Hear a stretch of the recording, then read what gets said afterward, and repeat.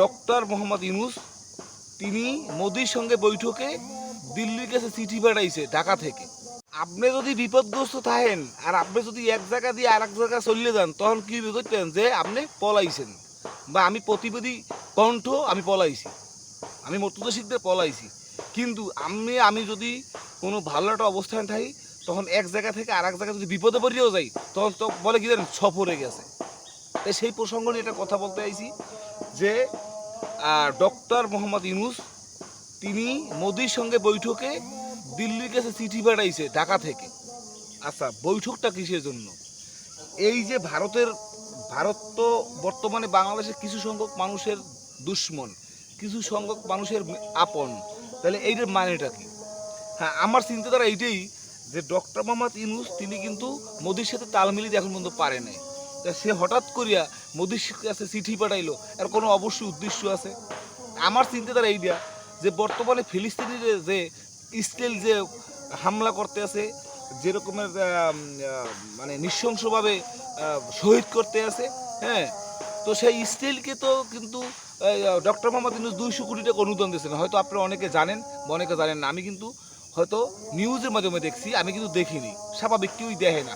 আমি তো আর অত বড় মাপের নেতা না, এবং অত বড় মাপের মানুষ না, এবং অত বড় মাপের মিডিয়াও না যে আমি যাইয়ে দেখবো নাকি। তাহলে এই যে হঠাৎ করে যে বৈঠকের চিঠি পাঠাইলো দিল্লিতে, এটা কাহিনী কি? তবে আমার একটা কথা কি জানেন, এই যে দিল্লিতে গেল সেটা কি হবে, সফরে দেবে। কিন্তু এই দেশে যদি পরিস্থিতি এমনভাবে হইতো আর সে যদি তখন মোদির কাছে যাইতো, তখন কি বলতো জানেন, এই বুঝি ইউনূস পলায়, এই বুঝি ইউনূস পলায়। আর এখন যাইতেছে না, এখন এই ইউনূস সফরে যায়, মোদির সাথে বৈঠকে যায়। সে বৈঠকটা কোন বিষয়? বাংলাদেশ নিয়ে বৈঠক, ফিলিস্তিন ইসরায়েল নিয়ে বৈঠক, না তার উপরে কোনো চাপ প্রয়োগ সৃষ্টি হইতেছে সেই বিষয়ে বৈঠক, না বাংলাদেশের স্থিতিশীল করার জন্য বৈঠক, কোন দিকের বৈঠক? সে বৈঠকটা কিন্তু উল্লেখ করা উচিত ছিল।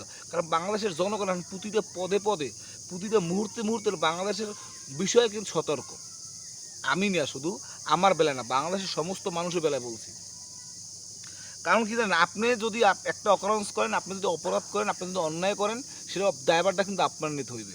কিন্তু আপনি যখন দেখবেন যে আমি এখন আমার প্রভাব, আমার ক্ষমতা এখন অনেক বেশি, তখন দেখবেন কি জানেন, আপনার বিপদটাও চললেই গেছে। তখন কিন্তু আপনি বিপদ গুছানোর জন্য আপনি কিন্তু বিভিন্ন সরঞ্জাম তৈরি করবেন।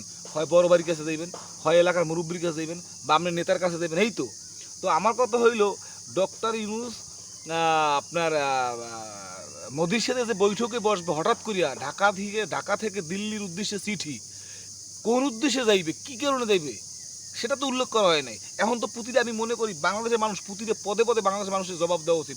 অন্তর্বর্তীকালীন সরকার প্রতিটা পদে পদে জবাব দেওয়া উচিত। কারণ এই বাংলাদেশে দেখেন কোনটা সুষ্ঠু আছে। আপনি দেখেন ধর্ষণ, নারী নির্যাতন, ডাকাতি, খুন, লুটতরাজ, অন্যায়, অপরাধ, চাঁদাবাজি, মামলা কি নেই? বাংলাদেশে সব আছে এখন।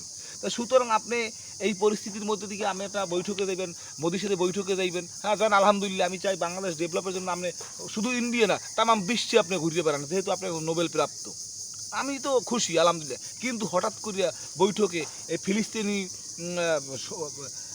400+ মানুষ মানে মারি ফেলানোর পর হঠাৎ করে আপনি ফিলিস্তিন ইন্ডিয়া যাইতেছেন, মোদির কাছে দিল্লিতে চিঠি পাঠাইছেন, মানিটা কি?